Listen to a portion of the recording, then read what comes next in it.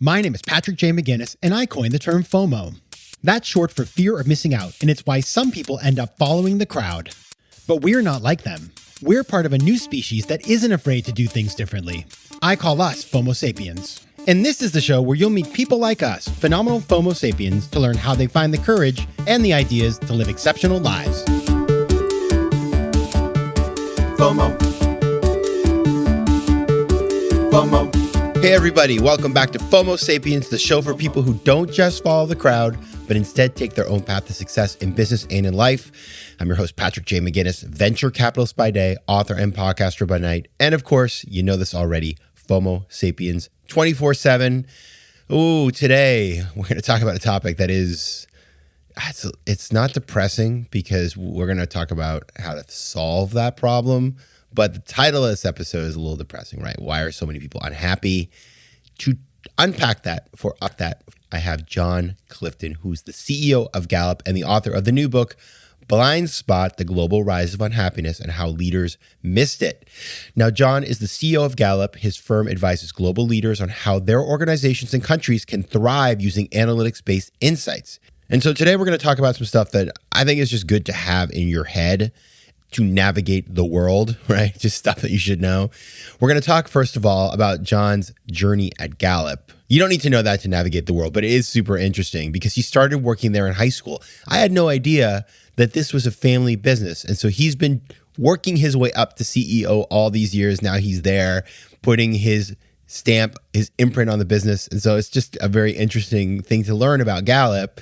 We're going to be talking about what is driving unhappiness and getting some perspective on that from a global sort of set of data that they put together over at Gallup about why people are unhappy. And then we're going to be talking about kind of what can be done about this, right?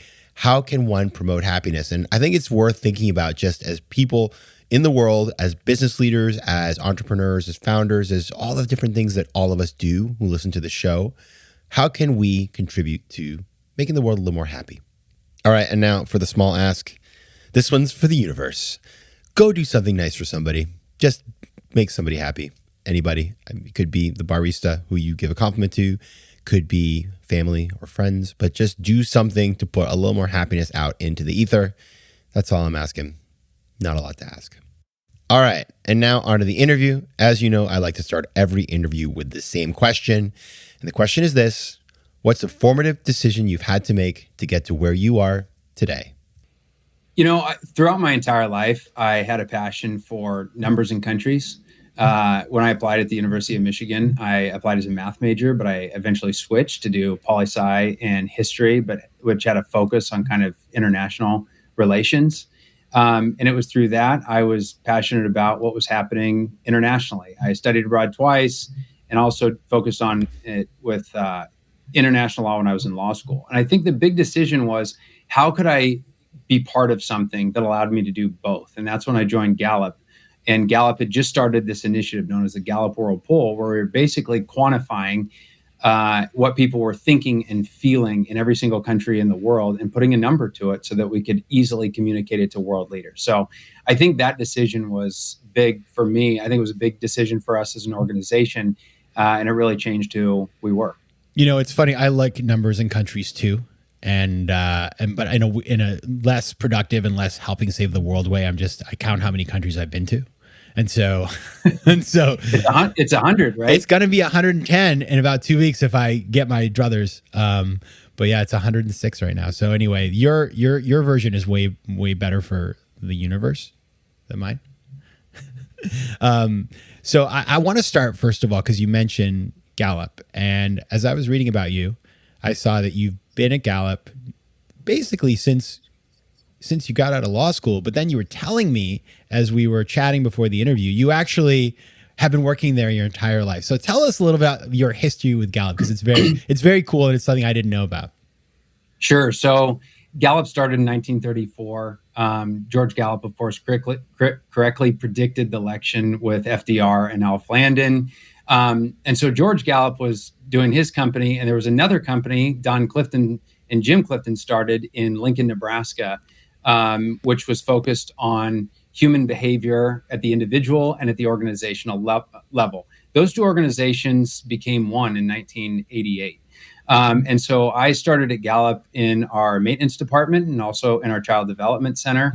After high school, I moved to do text analytics, a project that I did with my grandfather, where we looked at positive and negative text sentiment within newspapers across the country.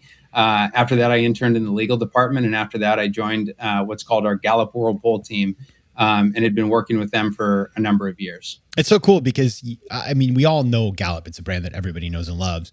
And to know that there's continuity in this day where like everybody sells to a private equity firm, and then all of a sudden it's like, it's just they hollow it out, and it's like then there'll be like a Gallup channel and the Gallup store and the Gallup this, and everything gets like diluted. To know that there is a brand that's integrity, that has the same sort of DNA through it, is something that I find rather comforting. Obviously, really important because people need to trust what you're telling them. Now, your new book is called Blind Spot: The Global Rise of Unhappiness and How Leaders Miss It. And this is something that, many of us, it's kind of, I don't want to say obvious, but we can feel it. We can feel the unhappiness in the air. It's at highs, record highs. There's anger, sadness, pain, worry, stress. And, we had the pandemic, of course, but the pandemic, that was just like a little extra on top of, it's like, let's take a bad situation and make it worse. And in fact, I know that in your research, unhappiness has been steadily climbing for a decade, and it's been a real blind spot for a lot of leaders around the world. So let's just start with that. What is driving this unhappiness? Well, let me talk a little bit about why it's a blind spot too, because when we first came out with this global report and said, we have a concerning trend, we see that there's this global rise of anger, stress, sadness, physical pain, and worry. And the time that we launched this report was in 2020. And when we launched it, a lot of people heard it and they said, well, gee, Gallup, aren't you pointing out the obvious? There's a global pandemic, the kind of global pandemic that only comes around once every 100 years. Of course, all of us are miserable. But the reality is that this increase was taking place before the pandemic. So while the pandemic did, in fact, cause a great deal of pain to people all over the world, this rise in misery has been taking place for a decade. Now, to your point, why is this taking place? The reason is because of this concept known as well-being inequality. And we ask a question every single year, and we say to people, rate your life on a scale of 0 to 10, where 10 is the best imaginable life and 0 is the worst imaginable life. Where do you stand today? 15 years ago, we found that roughly 3% of people said, I have the best imaginable life. And about 1.5% said, no, I have the worst imaginable life. Fast forward 10 years, the number who said it's the best life imaginable has more than doubled to about 7.5%. The people who say they have the worst life imaginable, that it couldn't get worse, has quadrupled, and it's also at about 7.5. So the people who are living this sort of best imaginable life, they are pulling away from those that have the worst imaginable life. And we can see when asking those people who say their life is the worst, their stress, their sadness, their anger, their physical pain, and their worry is increasing dramatically. It's interesting. I'm not too surprised that you see this polarization, because we just see it everywhere, right? It's in our society. It feels like we're living in this have or have not world. And in fact, that's kind of everywhere. What I do find interesting is, I remember during the pandemic, you'd see these articles people wrote that would say, well, things may look bad right now. And you read the newspaper and you feel terrible. But in fact, if we look over the scope of human history, it's probably never been a better time to be alive in terms of sheer numbers of people, having basic needs covered and health and all this other stuff. So how do you think about that disconnect between statistically what looks like it should be, a better world versus the way that people are feeling inside? I think the question is, where are those statistics coming from? Because where has the world gotten so much better? And yes, the world has gotten better over the past 100 years. Absolutely. People now have smartphones in their pockets. But let's be very clear, because for many, the world is not getting better. It's getting worse, especially on one massive issue, hunger. So if you look, for example, at what the FAO puts out, of course, Food and Agriculture Organization out of Rome, part of the UN, for 4 decades, the world was winning the war against hunger. So that narrative is 100% true that the world's getting better. But after 2014, that number went the wrong direction, and people are far more hungry than they are today than they were in 2014. So if you look at the aggregate of moderate and food insecurity, in 2014, 20% of people suffered from that. It's now at over 30%, and it was increasing before the pandemic. So again, yes, the world is getting better, but not for a certain set of individuals who are really struggling with the very basics to eat. And this is causing a lot of stress, sadness, and pain, and it's really understandable why. FOMO. You know, it's incredible because you read these stats about how mobile phone penetration everywhere is through the roof. And like, so the notion that you have people who have a cell phone, but yet can't find enough to eat, it explains a lot about the issues that we have throughout the world today. Now, whether you're in business or politics, obviously leaders look at a bunch of different sort of metrics to think about progress and also to think about the future. And I kind of think about Bhutan when I think about that, because Bhutan is famous for having, instead of their GDP, it's like a gross national happiness index. And I actually went to Bhutan a long time ago, and I remember thinking it was kind of interesting. They don't have cigarettes in Bhutan. So like, I got to imagine, you know, that's just like, it's a really interesting way of thinking about how do we create better outcomes for people.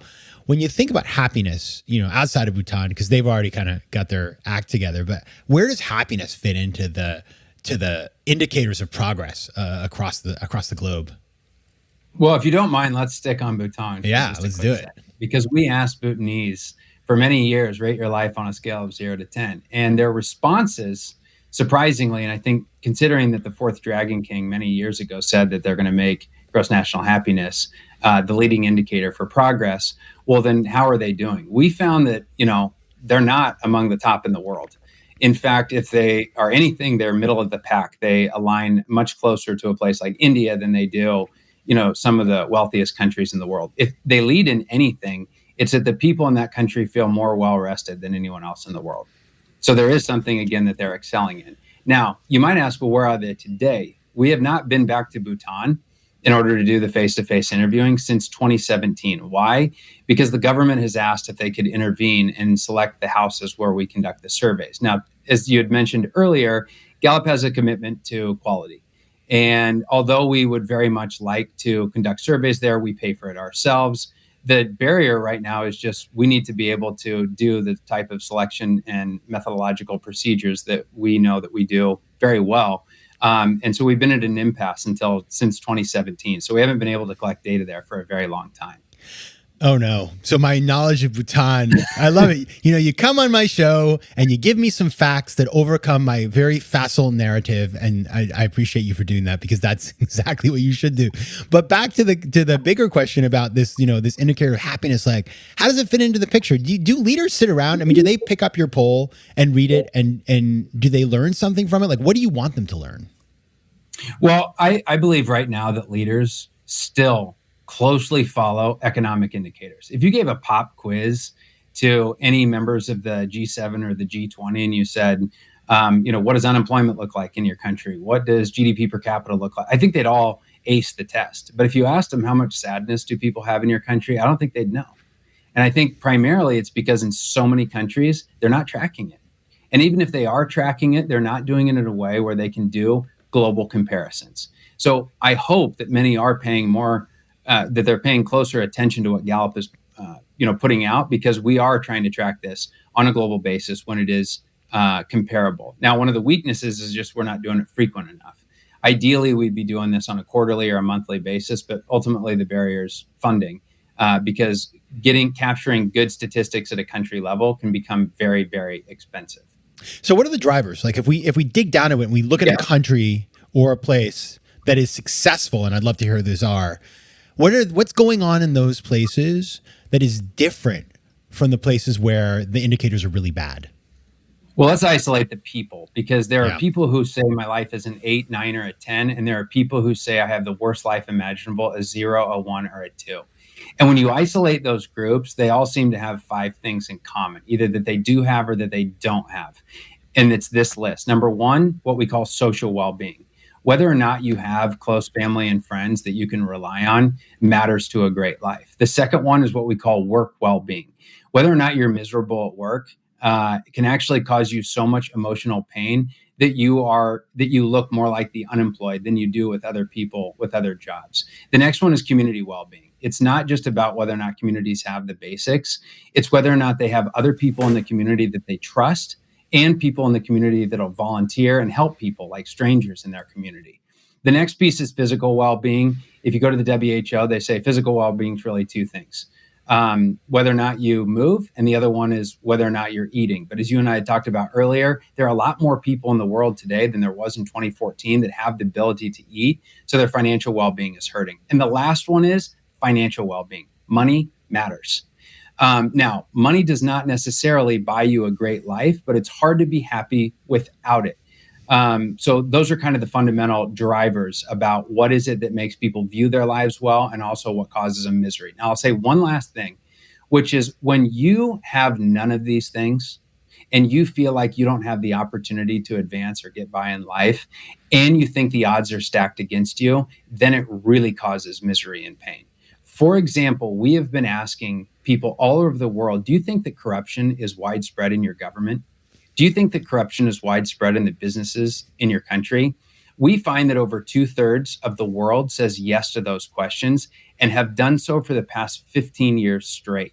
So when you feel like personally everything in life is going the wrong way, and then you feel like the odds are stacked against you, the cocktail isn't great for leaders or for any people that are living in that particular country. And are those, you mentioned those 5 sort of areas, from the physical all the way through to community and connectivity. And it reminds me of, I'm sure you've read this as well, and many of listeners have, like the Grant study, which was done at Harvard, that traced people through their lives and asked them if they were happy or not. And they found that the most significant driver of human happiness was connection, right? I'm curious, as you think about those 5 drivers and as you studied them, are there some that are bigger than others in terms of their overall impact, or is it generally spread amongst them? Like, how does that kind of work? Absolutely. Take this one, for example. We actually find that one of the biggest drivers is work. Now, again, when we say that these 5, some of my colleagues don't like when I say this, that you can either say that when we found that these are the 5 drivers, that it's an incredible finding and that all leaders should just sort of align everything they do to those 5 things. Or you can say, gee, you pointed out the obvious. What else is there in life other than those 5 things? But the point is that if it's so obvious, why aren't leaders necessarily focusing on them? So one of them I mentioned was work well-being. And the reason just fundamentally that work is so impactful to somebody's overall life is think about how many hours we spend working. There's one study out of Australia that estimates that people who choose to work full-time throughout their life, they spend 115,000 hours working, which is the equivalent of 13 years of a human being's life, meaning the only thing we do more of is sleep. So whatever is happening at work hugely determines what happens in your life. And it's not just your life, it's also the lives of your family and friends. Why? We've done surveys from Germany to the United States, and we said to them, did the stress of work cause you to behave badly with friends and family? And far more than a majority said absolutely. So this idea of work-life balance, one of the biggest problems with it is it assumes that human beings can compartmentalize something bad in life and that it does not leak into the other things that take place in life. And it's to falsely understand human beings. Because if you are berated at work, disrespected at work, the idea that you somehow forget about it when you go home at night just rarely happens. And it's why that people need to focus on just creating better workplaces. FOMO. This is so important. And I want to cite a couple stats that I read about when I was doing research for today, which is that you have found a Gallup that only 20% of people are thriving at work, while 62% are indifferent and 18% are miserable. And by the way, indifferent isn't like neutral, because I've been indifferent at work. It makes you feel like a little dead inside. So indifference is not acceptable, right? It's just not miserable. But I think what you're saying, John, and for everybody who's listening, is don't underestimate how much your work well-being drives your overall happiness, because if you are unhappy or indifferent at work, it's going to seep into the rest of your life. And so for everybody here who's listening, all of us Homo sapiens who, we know how connected our productivity and our work life is into our overall mental health and mental fitness, like this is a really important finding that, if you remember anything from today, I would encourage you to, remember all of it. But this is one of the things that I'm going to take away from the conversation. What's crazy though is like, John, I'm sure you know stats better than like a lot of people out there, certainly better than me. And we keep seeing that, there's like a shortage of workers everywhere. And you'd think that because of that, employers would have to meet workers where they are and create a better experience for them. And somehow like the market would solve this problem. But it doesn't seem like that's happening. I'm curious how you think about like the labor market and how this relates to all of the findings of your work. So we started asking employees here in the United States about their intention to leave the place where they work. And we found that it's about 40% say that they are either passively or actively looking for a new job. Now, if I asked you when did that study take place, you might say, well, 40% seems like a lot. That must have taken place during the Great Resignation. The answer is it took place in 2019. And we replicated that study and found that also 40%, again, no change from time over time, that people were looking passively or actively. And the people who were doing that either time all had one thing in common. They were miserable at work. 75% of people that are miserable at work are either actively or passively looking for a new job. Now, why is it that they're taking action on it now? The reason is because those people will even leave jobs if there's almost no increase in pay. When there's a slight increase in pay, they will absolutely lose it, change jobs at any chance that they can get. So the people who are moving who didn't really like what they were doing in the first place. That being said, I don't want to pretend that your work well-being sort of dictates all of your decision making because it doesn't. Money actually does, not surprisingly, play a factor. And so we found that a 20% increase on average will cause many people to look at a new job, even if they are fully emotionally attached to the job that they have. Now, again, that's the law of averages. It doesn't mean that if somebody totally loves everything that it is that they're doing, that if a doubling of their pay will cause them to leave. You can't say that. But on average, it is 20% that will cause them to look at a new job. So right now, when you have this much cash that's going around in the economy, at least over the past 18 months, you can see why even those that are engaged are starting to look at new jobs as well. Yeah, I read this article just the other day that this is, right now is probably the best time to switch jobs in a while. And there is a lot of money sloshing around. There is a war for talent and the market's just very unsettled. So it's worth knowing that, I think, especially if you're thinking about retaining your team. It's like, what is it going to be that's going to take them away? Maybe they like the job and, the culture is great. But at some point, people also, they're like, well, my rent went up. The rent's too darn high, as we say in New York City, and you got to pay it. Now, I had mentioned earlier, I asked you this question. We didn't get to it yet, but I want to return, which is, what are the countries? So let's imagine I pulled out my passport. I'm getting on a plane. I want to go see the countries that are doing this really well. And then I want to go to the places where, unfortunately, things, let's say they have a little room for improvement. What did you find in the poll? What are the tops? And then what are the laggards? Okay, so the happiest countries in the world, the way to determine them depends on how you define happiness. And when you're measuring a life well lived, these concepts are a little complicated. And they're a lot like when the world was approaching measuring GDP in 1937, I think, when Simon Kuznets approached Congress and said, hey, let's try to quantify the health of the economy, create an indicator for it. Even almost 100 years later, we're still grappling with exactly how to quantify that in countries all over the world. So as I say that, just be patient, as we're only 15 years into this, trying to do this for the entire world. So here it is. When we think of measuring a great life, there are two concepts. One, how you see your life, and number two, how you live your life.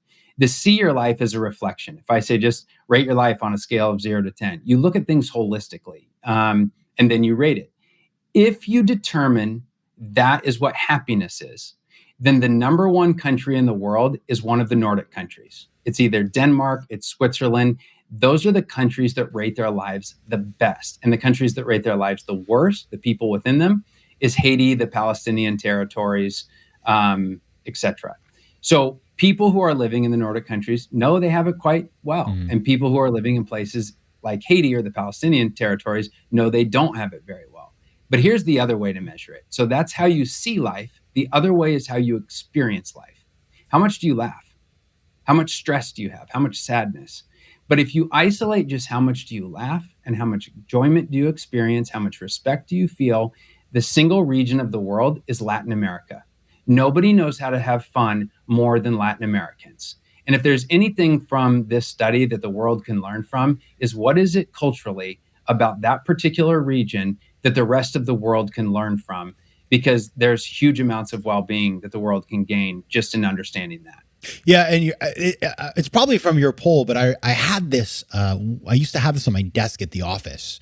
It was plotted GDP per capita versus happiness, and it showed all the regions of the world. And the number one, at least back when I posted this, was Puerto Rico.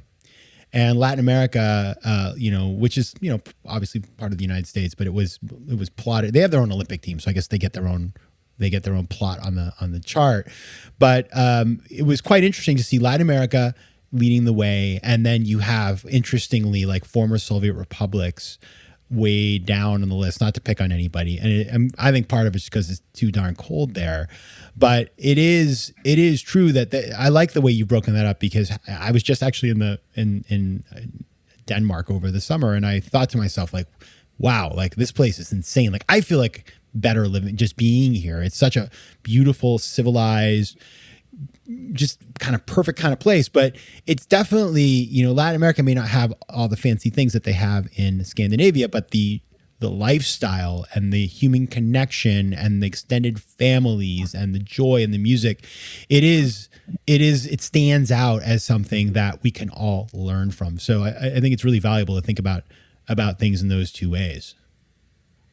Well, I think in the book, I mentioned that there were some quotes from people that were living in Finland, because somebody did some street interviews and they said, Finland's ranked number one in the world in happiness. How do you feel about that? And there were a lot of people on the street that they said, well, I don't feel happy.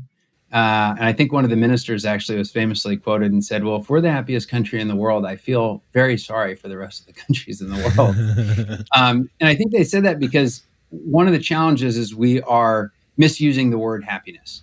Because when you ask people to rate their lives on a scale of 0 to 10, you're probably not measuring happiness. What you're measuring is contentment. And so to say that the Danes or Finns are the happiest in the world is probably not entirely accurate, but they are the most content in the world. Now, if you came out with the World Contentment Report, probably no one would read it because it's not a very attractive title for a report. But if it says happiness, you're a lot more interested to read it. And again, for those that go in and read all the methodological things, they see that this is just a self-reflection of one's life. They see that there are countries that make sense at the top, countries that make sense at the bottom, and to understand what the drivers are is something that's very useful for policymakers.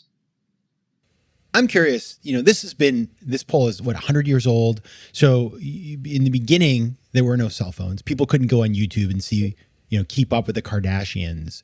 And as we talk about that comparison of defining happiness in terms of what other people are doing. I mean, I hate to say it, but it feels a little FOMO, right? I mean, if you are living in a place where you don't feel like you're getting the things you need, and then you're looking at people in another country, in Finland or whatever, who seem to be living very, very well, there is the comparison, that reference anxiety that feeds into this. So I'm curious, do you think technology and the ability to compare ourselves with others has shaped how people answer these questions? We don't know. But I can tell you what we do know, and then we can attempt to draw conclusions from that. So what we know is that from studies back in the 60s where people were trying to do cross comparisons, for example, the Easterlin paradox comes to mind. And at the time, and some of these still are true, is that within countries, rich people rate their lives higher than poor people. And nations, this is not what he found in the 60s, but it is true today. Rich countries have people who rate their lives higher than people in poor countries. Now, the challenge is are we finding that because there was this sort of proliferation of technology that took place when Gallup started doing this in 2005? But here's the problem, because when we isolate the people who are online compared to the people who are not, we see that there's a meaningful increase in some of these items on misery to the people who are not online, which would suggest that their lives are getting worse, not because they're comparing it to people globally, but because in absolute terms, their lives are getting worse. And when you see indicators like hunger, when you see indicators like job quality that are not necessarily headed in the right direction in some countries, or an ongoing frustration with governments or other leaders, that you do see a massive challenge when it comes to the absolute sort of relationship to how they see about and feel about their lives. All right, so John, we put this report in the inboxes of all the world leaders, and next time you guys do this, everything is way, way, way better. What did they do differently? I think there are two things. Number one, there are more initiatives that focus on the subjective aspect of life, the emotional piece of how people live and make decisions around their lives. For example, one of the best initiatives in the United States in just the past 12 months was the National Suicide Hotline on 988. One of the biggest problems with the previous suicide hotlines is the call volume was so bad that 1 out of 6 people who made phone calls to that particular hotline went unanswered. I mean, it's cruel that somebody's reaching out to those lines hoping to get somebody to answer and they don't have the opportunity. Two other great examples are Japan and the UK. Both of them have opened or unofficially opened ministries of loneliness, because it's no longer an exaggeration to say that loneliness kills. In fact, one fantastic meta-analysis actually shows that loneliness can increase your chances of death by 50%. You don't have the support system when things get tough, but you also don't have somebody that's just looking out for you in life. And so these are some public sector interventions that I think can take place to help make the world a lot better. In addition to the fact that we need more governments that are just tracking this, so that if leaders get a pop quiz about the state of their economy, the state of their stock market, the state of unemployment, if they ever get it on stress, sadness, physical pain, worry, that they also have an answer to say, look, we're in a worse place than we were a few years ago. We also have the private sector. And I think if the private sector were to do something that would tremendously help people's lives, and for the Friedmanites out there that only care about shareholder capitalism, I think the CHROs should come together and say, look, instead of saying that let's become stakeholder capitalists, let's figure out how to double the amount of people that are thriving at work. Because when people are thriving at work, it's not only good for their own well-being and their family's well-being, it's also good for the bottom line. So this is something that no matter what that your business philosophy is, stakeholder capitalism, shareholder capitalism, state capitalism, which seems a little oxymoronic to me, customer capitalism, purpose capitalism, no matter what it is, creating thriving workplaces drives all of them. So it's something that executives everywhere can rally behind. I love that you brought up Milton Friedman, because the reference there was to this very influential article that Milton Friedman wrote about the fact that basically the raison d'etre of a company is to make sure that their shareholders have the highest return, and everything else is, not important. And I remember reading that and being convinced that was the case. And then life taught me that maybe that is not the right answer. So I'm glad you brought that up, because it's a fine point that we should, great way to end this conversation. Now, if you want to learn more about the work that went into this report and about the conclusions, you can read Blind Spot, which is the new book that John has out, Blind Spot, The Global Rise of Unhappiness and How Leaders Missed It. If you want to find out more about Gallup, you can check out Gallup.com. You can find John on Twitter at John Clifton DC, and you can find him on LinkedIn. John Clifton, CEO of Gallup, thanks so much for being here. Thank you for having me. FOMO. If you like today's show, please be sure to rate it and recommend it to your friends. And as always, you can find me on Instagram at Patrick J. McGinnis, on Twitter at PJ McGinnis, and on the web at FOMOSapiens.com or PatrickMcGinnis.com, where you can get all kinds of free resources to live a more decisive and entrepreneurial life. FOMO Sapiens is recorded in New York City. Theme music is by Mike McGinnis, and editing and post-production is by Josh Elstro. If you like today's show, please be sure to rate it and recommend it to your friends. And as always, you can find me at FOMOSapiens.com and at PatrickMcGinnis.com. To advertise on FOMO Sapiens, reach out to contact@FOMOSapiens.com. FOMO.